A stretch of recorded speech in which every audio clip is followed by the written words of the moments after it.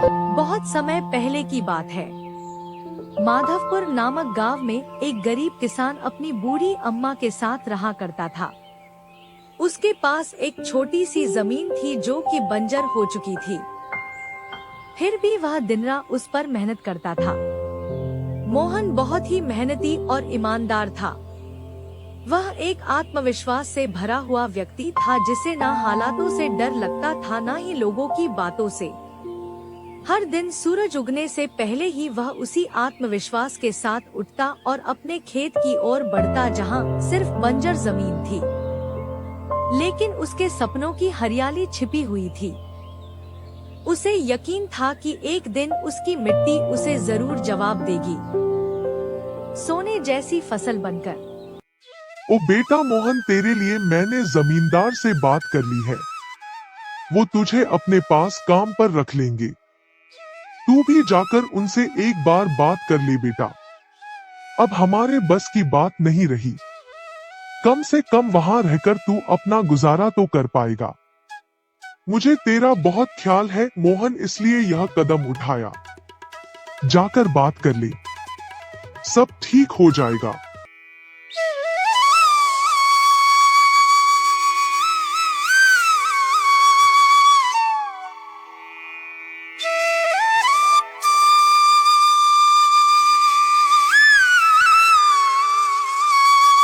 अम्मा, तुमने क्यों बात की वहाँ?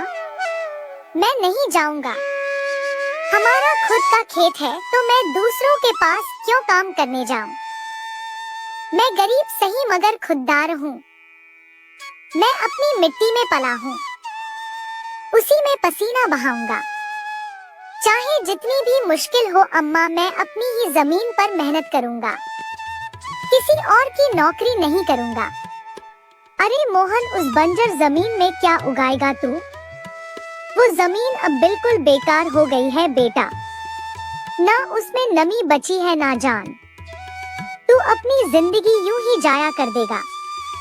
उस जमीन को संवारते संवारते मैं जानती हूँ तेरा हौसला बड़ा है, पर बेटा हौसले से पेट नहीं भरता।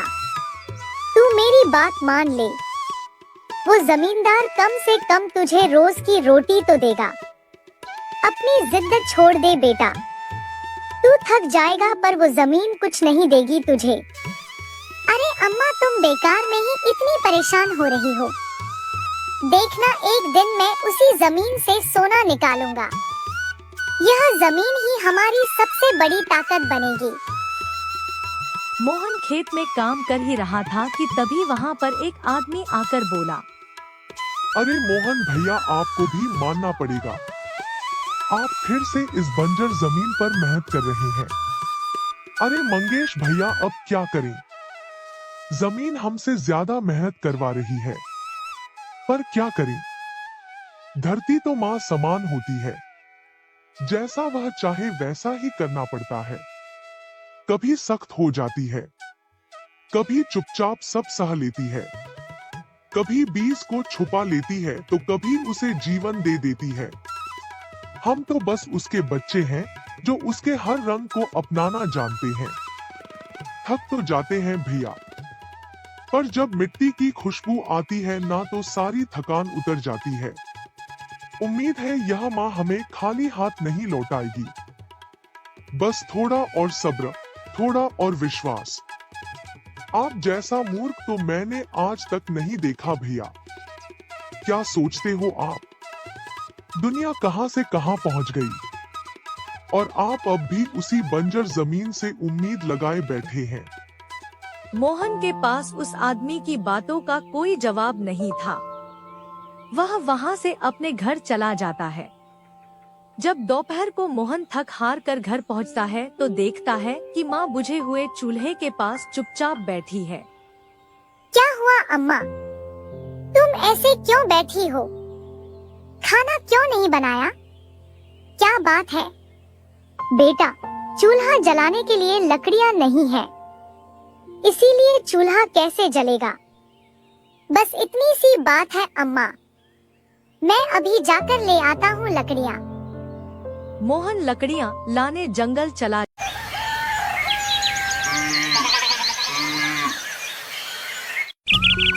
मरचू जंगल से लकड़ियां काटकर बाजार में बेचने गया, लेकिन उसे लकड़ियों के अच्छे दाम नहीं मिले। इस पर मरचू ने कहा, अरे भैया, इतने कम पैसे, इन पैसों में तो 2 वक्त का खाना भी नहीं मिलेगा। आप मुझे बहुत ही कम पैसे देते हैं। मैं इतनी मेहनत से लकड़ियां काट कर आता हूँ, लेकिन उनके पैसे मुझे बहुत कम मिलते हैं। भैया, तुम्हारी लकड़ियां होती ही इतनी कमजोर हैं कि मैं इससे ज्यादा पैसे नहीं दे सकता। तुम्हारी लकड़ियों के बस इतने ही पैसे बनते हैं। अरे भैया, कुछ ज्यादा कर दो ना। वो क्या है ना कि इन पैसों का तो कुछ भी नहीं आता। मैं अपनी जिंदगी कैसे गुजारूंगा। भैया, तुम जाकर अच्छी लकड़ियां लाओ, तभी इन लकड़ियों का अच्छा दाम मिल पाएगा, वरना इन लकड़ियों का तो यही दाम है। ये सुनकर मरचू बहुत ज्यादा परेशान हो गया और पैसे लेकर किराने की दुकान से सामान खरीदकर घर आ गया। घर पहुंचते ही मरचू की पत्नी सीता ने कहा, अरे जी, सामान ले आए आप? हाँ जी, सामान ले आया हूँ। सीता के चेहरे पर खुशी छा जाती है, लेकिन जब उसने सामान देखा, जी, इसमें तो बहुत थोड़ा सामान है। हाँ सीता, मुझे पता है कि यह सामान बहुत थोड़ा है, लेकिन मैं क्या करूं? मेरे पास जितने पैसे थे, मैं उतने का ही सामान लेकर आ गया हूँ। इस तरह हमारा गुजारा कैसे हो पाएगा जी? आपको तो पता ही है कि हम कितनी मुश्किलों से गुजारा करते हैं। हाँ हाँ, मुझे पता है, लेकिन मैं कर भी क्या सकता हूँ? मेरे पास इतने पैसे ही नहीं कि हम एक अच्छी जिंदगी गुजार सकें। इतनी मेहनत कर रहा हूँ, लेकिन फिर भी मेहनत का फल नहीं मिल रहा। इतनी मेहनत से अच्छी लकड़ी काट कर आता हूँ, लेकिन मुनासिब दाम नहीं मिलता। मैं तो बहुत परेशान हूँ।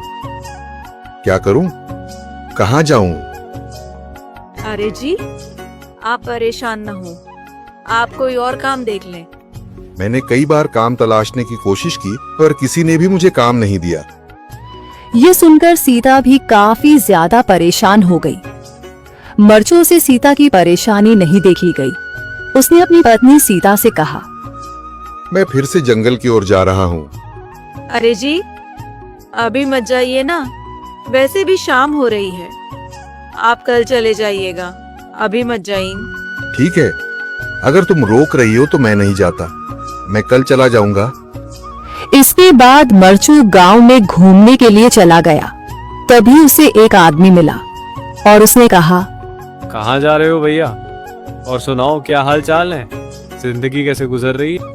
अरे भैया, तुम्हें तो पता है कि लकड़ियां काटकर कैसे गुजारा होता है। हाँ भैया, तुम सही कह रहे हो। और आसपास के जंगलों में अच्छी लकड़ियां भी नहीं है। इसके लिए तो जंगल के अंदर जाना पड़ेगा। पर जंगल के अंदर तो काफी सारे जंगली जानवर होंगे। मुझे बहुत डर लगता है भैया, मैं जंगल में कैसे जाऊंगा? हाँ भैया, जंगली जानवर तो होंगे, लेकिन अच्छी लकड़ियां तो वहीं से ही मिलेंगी।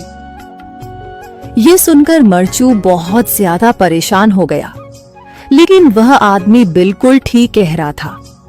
जंगल के किनारे की सारी लकड़ियां कट चुकी थीं। अब सिर्फ जंगल के अंदर ही अच्छी लकड़ियां बची थीं। अगली सुबह मरचू लकड़ियां काटने जंगल की ओर चल पड़ा।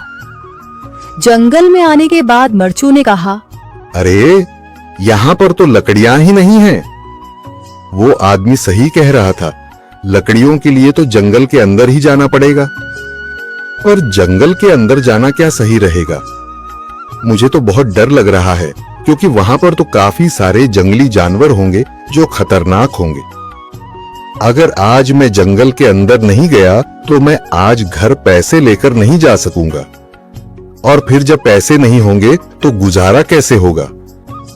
मरचू जंगल के बाहर खड़ा सोचता ही रहा और फिर उसने सोचा, अरे, यहाँ पर भी कोई मजबूत पेड़ दिखाई नहीं दे रहा जिससे मैं लकड़ियां काटकर घर ले जा सकूं।